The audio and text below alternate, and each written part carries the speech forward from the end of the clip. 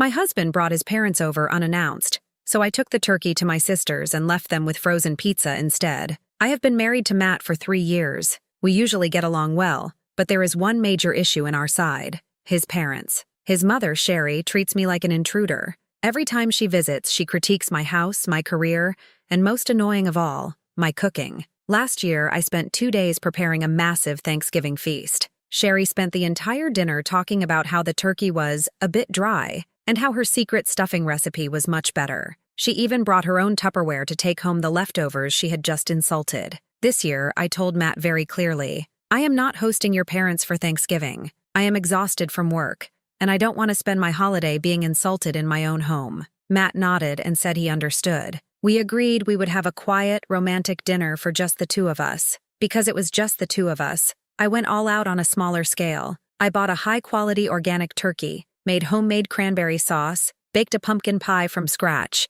and prepared 3 different sides. I spent 6 hours in the kitchen on Thursday. The house smelled like heaven. At 4 p.m., Matt told me he was going to the store to grab some extra ice. I was just putting the finishing touches on the table when I heard the front door open. "We're here!" a voice chirped. I walked into the living room and froze. It wasn't just Matt. Standing behind him were Sherry and his father, Bill, holding suitcases. "Surprise," Matt said, looking at me with a nervous, forced grin. "I knew you were just stressed, babe.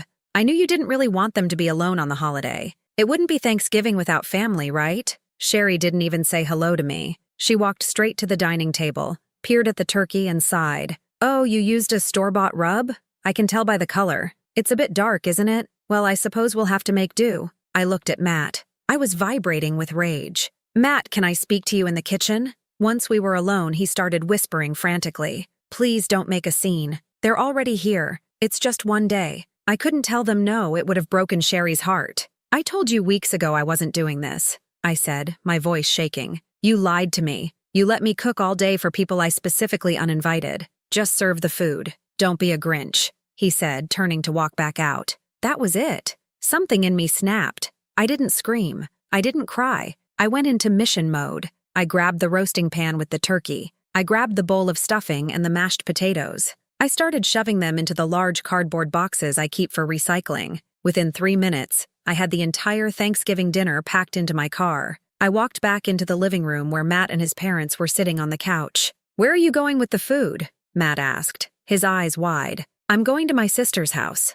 I said calmly. "She actually likes my cooking, and more importantly, she respects my boundaries. You and your parents can have dinner here." "But what are we supposed to eat?" Sherry asked, looking horrified. I pointed to the kitchen. "There are 2 frozen pepperoni pizzas in the freezer. The oven is already preheated to 400 degrees. Have a wonderful holiday." I walked out, got in my car, and drove 20 minutes to my sister's. We had an amazing time. We laughed, we ate, and my sister's husband told me the turkey was the best he'd ever had. My phone, however, was a nightmare. Matt sent me dozens of texts calling me insane, petty, and abusive. He said I humiliated him in front of his parents. Sherry even sent me a message saying that I am mentally unstable for stealing a meal she was invited to eat. They ended up eating the frozen pizza while sitting in a house that still smelled like the turkey they weren't allowed to touch. Matt stayed at a hotel with them that night because he was too disgusted to be in our house. Today, he told me he won't come home until I apologize to his parents for starving them and ruining the holiday.